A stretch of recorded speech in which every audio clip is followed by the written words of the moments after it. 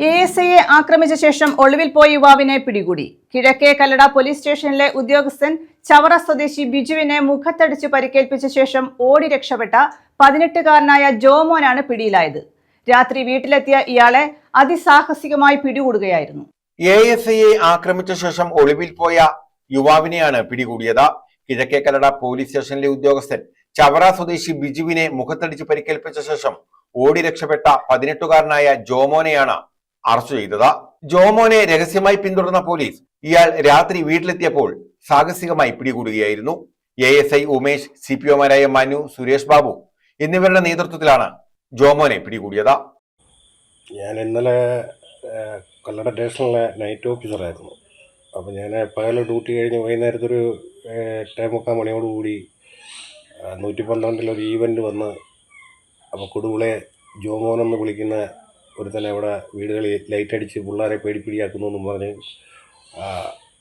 എൻ്റെ അടിസ്ഥാനത്തിൽ നമ്മൾ അന്വേഷിക്കാനായിട്ട് അവർ വിളിച്ച നമ്പറിൽ വിളിച്ച് തിരക്കിയപ്പോൾ അവർ പറഞ്ഞത് കണക്ക് ജോമോനെന്ന് പറഞ്ഞ നിരന്തരമായിട്ട് ഇവിടെ വന്ന് പിള്ളേരെ ശല്യം ചെയ്യുകയും രാത്രി പേടിപ്പിക്കുകയും രാത്രി സ്ത്രീകളുള്ള വീടുകളിൽ കുളിമുറിയിലും മറ്റും എത്തി നോക്കുകയും പിടിക്കുകയും ചെയ്യുന്നെന്നും പറഞ്ഞ് പരാതി പെടുകയും, അങ്ങനെ ഞാനും ഡ്രൈവറും കൂടെ ജീപ്പിനകത്ത് ഈ കൊടുവിള എന്ന സ്ഥലത്ത് എത്തുകയും, അപ്പോൾ ഈ പരാതിക്കാരനെ വിളിച്ച് എന്തോ സംഭവം എന്നറിയാൻ വേണ്ടി വിളിച്ച സമയത്ത് അവിടെ ഒരു കൂട്ടം ആൾക്കാർ കൂടുകയും അവർ പല പരാതികൾ പറയുകയും, അപ്പോൾ അതിനെതിരെ ഞാൻ പറഞ്ഞൊരു കാര്യം ചെയ്യും, നിങ്ങൾ രാവിലെ ഒരു മാസ്റ്റർ പെറ്റീഷനോട്ടൊന്ന് സ്റ്റേഷനിൽ വരിക, അപ്പോൾ അതിന് നമുക്ക് നടപടിയെടുക്കാം.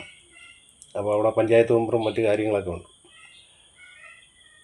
അപ്പോൾ ഞാൻ അവരെ വിളിച്ച് സാന്ത്വനിപ്പിച്ച് അവർ ഇപ്പം തന്നെ പിടിക്കണം മറ്റേ ഞാൻ പറഞ്ഞ് വെയിറ്റ് ചെയ്യും, ഞാൻ എന്തായാലും നോക്കട്ടെന്നും പറഞ്ഞ് ഞങ്ങളങ്ങനെ, ഇവൻ്റെ വീടെന്ന് വെച്ചാൽ വളരെ താഴ്ചയാണ്.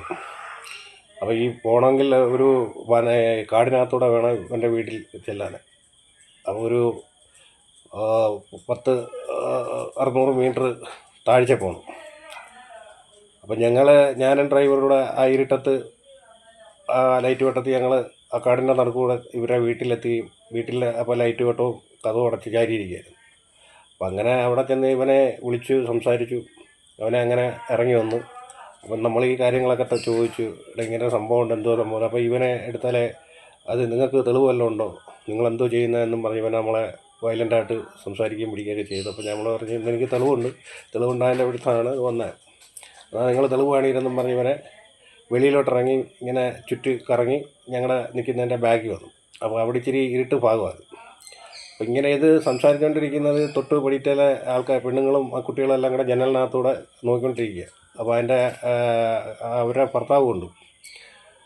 അപ്പോൾ അങ്ങനെ സംസാരിച്ച് ഇവനുമായിട്ട് ഇങ്ങനെ കാര്യങ്ങൾ സംസാരിച്ച് അങ്ങനെ ഞങ്ങൾ പറഞ്ഞു വിടാമെന്നുള്ള കണക്കൂട്ടിൽ ഇങ്ങനെ ഇരിക്കുന്ന സമയത്താണ് പെട്ടെന്ന് ഒരു മിന്നൽ പോലായിരുന്നു സംഭവം.